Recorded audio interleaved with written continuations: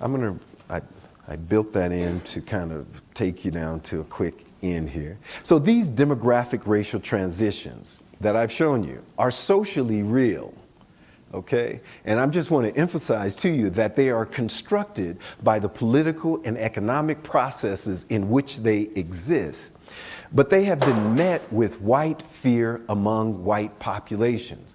They've been met with white fears among white populations in Brazil, in the United States, in all over Europe.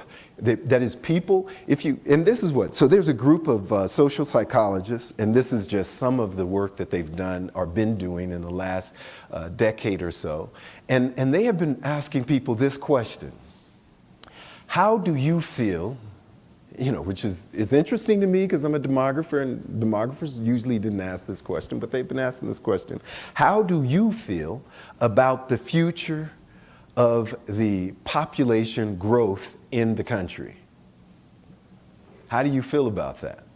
And people will give them their views. And then they added, how do you feel about the fact that the future of this country will not be as white as it was in the past?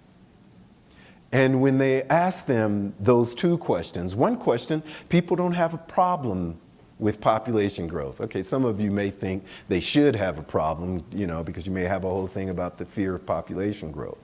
But that's not really what they were expecting. They didn't have a problem with growth in their neighborhood, with growth in the coming of people. They didn't even have a problem with the immigrants coming into their population.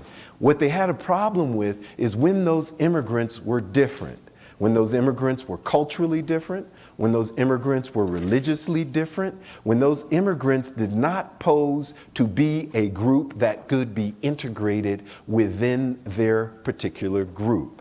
So they had a fear of the increasing diversity that would be in the population. Now, this is a survey among people. If you do a survey among scholars, some of who should know better, you see them saying the same thing. They fear the loss of Western culture, of Western civilization in the United States, in Britain, in France, right, in Germany. They fear this to such an extent that they would bar people entry and bar people from participating and making contributions to society because of an anticipation of something that's happening that they don't seem to have control of.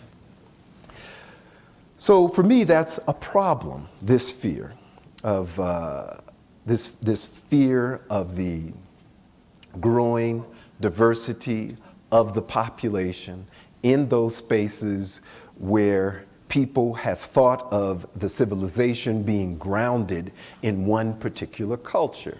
And there is no civilization that exists like that. We can get into the mythological idea that somehow Western civilization is coming out of Western places and not part of the global development of communication and humanity. You have to get beyond where science really comes from, where math really comes from, and how humans have really circulated ideas to give birth to what we're calling Western civilization. So the fear of white demographic suicide is resulting in more calls for international and domestic apartheid. That is, we hear people talking about building barriers to prevent people having access to them. And sometimes that means creating a large space to house these new immigrants, these people who are not considered to be assimilable, people who are not considered to be appropriate parts of the society in which they might be. And so, as a short kind of end to it, and then we can talk about it more, I think we need to end the fear of demographic racial suicide among scholars and everyday people. And one way to do that is to eliminate some of the mythology that surrounds the identities that we have. One barrier, which is the one that I've been talking about, is kind of grounded in the mythology we have about color, we have about genetics, and we have about the history that has gotten us to now. You know, Du Bois once wrote a book called Black Reconstruction.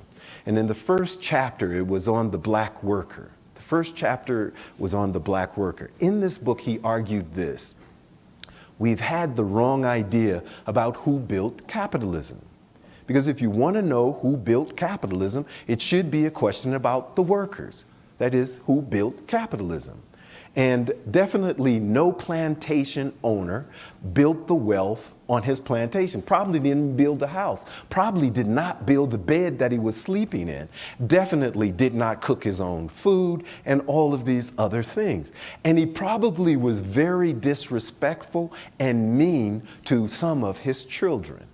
Probably not the children of the wife, but the children of the enslaved. In fact, he might even pass laws, he did pass laws that left them in a very marginalized space. So this idea we have about who is a good human being and who is not a good human being poses several problems for us to realize today, but they are grounded in the historical experiences of what kinds of societies we have built in the last 500 years.